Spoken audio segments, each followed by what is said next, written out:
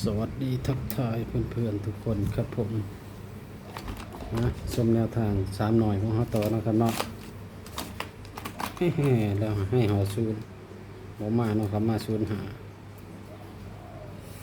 ซูนแต่ซูนหาเนาะแต่ว่า1-4นี่เขาวงไว้เนาะครับเนาะนี่2เด้งแล้วปกนี่2เด้งเนาะครับได้1-4 2เด้ง4-7บ่มีเนาะครับ7-1ก็บ่มีเนาะครับได้แต่1-4 2เด้งเนาะมาทั้งน้อยพิเศษน้อยปกตินะครับเนาะมาส่งต่อในผลงานของวันที่4นะครับเนาะผลงานของเรานะครับเนาะ1-2 1-3 1-4 1-5นะครับเนาะ1-6 1-7นะครับเนาะ2-3 2-4 2-5 2-6 2-7นะครับเนาะ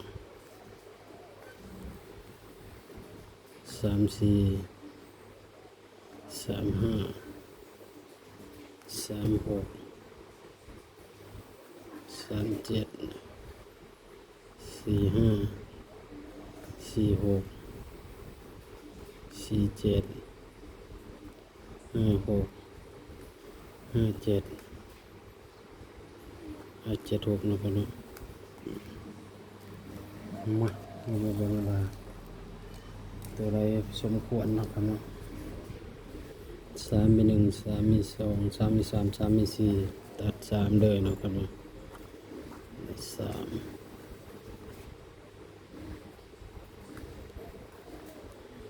3แล้วก็มีตัวใดอีกเนาะ1มี1มี2 1มี3 1มี4จัดไปที่มี1เนาะครับเนาะ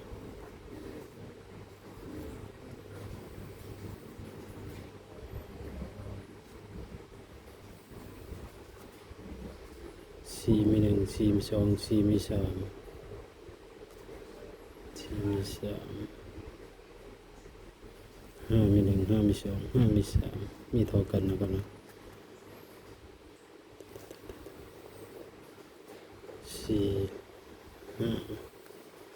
5 2มี1 2มี2แค่นั้นเอง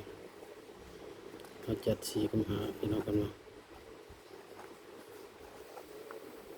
ตัวบุ้งนี่ก็ออกดีแต่นั้นเนาะครับเนาะ6 7 6 7 6 6 1 6 2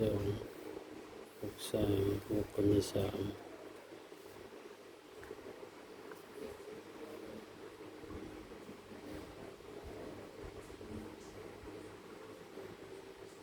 7 7มี1 7มี2 7มี3มันก็สูสีกันนะครับที่เน้นเนาะเน้น3กับ1นะครับเนาะเอา3กับ1นะครับเนาะ3 1ติด3กับติด1นะครับเนาะ4มี4มี2 4มี3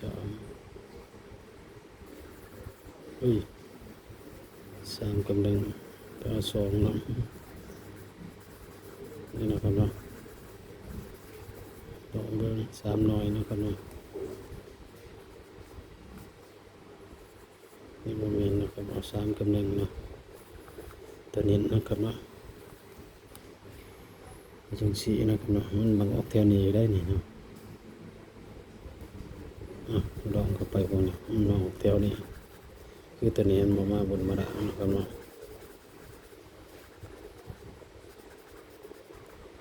3 4นะครับเนาะ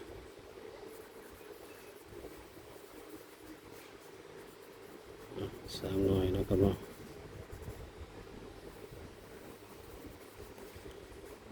มาฟังคำเตือนเนาะคำเตือนเนาะครับเนาะสูตรมีเขามีดุดเนาะครับเนาะเป็นแค่เพียงแนวทางเนาะบ่ได้สนับสนุนในเรียนการพนันเนาะครับเนาะ